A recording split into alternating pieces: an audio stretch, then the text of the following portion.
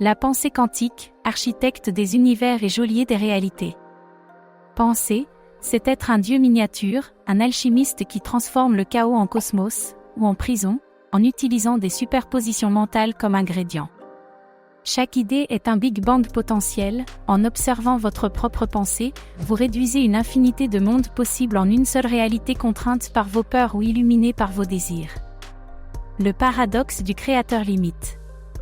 La pensée est un acte de violence quantique. En choisissant un chemin, vous annihilez des univers parallèles. Votre esprit n'est pas une toile, mais un champ de bataille où les photons de la nostalgie entrent en collision avec les électrons de l'expérience. Les métaphores agissent comme des trous de verre pour échapper aux cages logiques. Le désaccord fondamental, cet écart entre ce que vous êtes et ce que vous percevez, devient la force motrice de votre voyage interdimensionnel. Le mythe de l'harmonie perdue.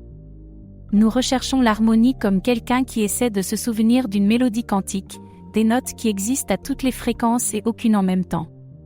La nostalgie n'est-elle pas simplement l'écho d'un univers antérieur, une version de soi-même qui vibrait en cohérence avec l'ensemble avant de se scinder en observateur et observé? Le code source de la réalité corsetée. En utilisant des raisons et des analogies, vous n'expliquez pas le monde, vous écrivez son système d'exploitation. Chaque logique est un verrou, chaque métaphore une cellule dorée. Mais attention, les analogies sont des cartes incomplètes de territoire qui sont réécrites lorsqu'elles sont nommées.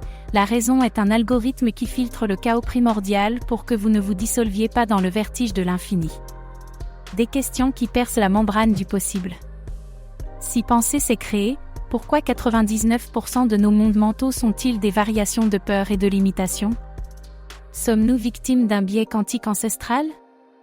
La nostalgie de l'harmonie est-elle un piège holographique pour nous maintenir dans le jeu de la dualité, créateur contre destruction? En utilisant des analogies, traduisons-nous la vérité ou fabriquons-nous une élégante consolation?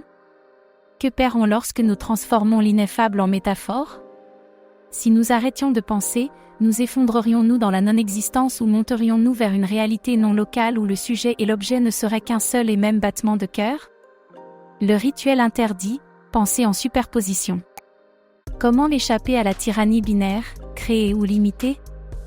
La clé réside dans le fait de penser comme un électron, en existant dans plusieurs états simultanément. Un protocole quantique poétique, étape 1, accepter les paradoxes comme carburant. Par exemple, je suis libre parce que j'accepte mes chaînes. Étape 2, remplacer les analogies par des symboles vivants, des images qui mutent lorsqu'elles sont observées.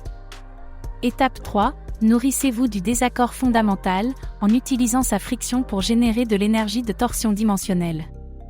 La grande énigme, êtes-vous le rêveur ou le rêve? Si chaque pensée crée un univers, combien de soi parallèles pensent actuellement à cette même question dans des réalités alternatives? Et le doute qui brûle le voile de Maya, qui pense à qui? Votre esprit n'est-il qu'un miroir reflétant un autre miroir dans une chaîne sans fin d'illusions autoréférentielles? C'est là que réside le secret le plus sombre. Votre désir d'harmonie n'est pas la solution, c'est la dernière pièce du labyrinthe.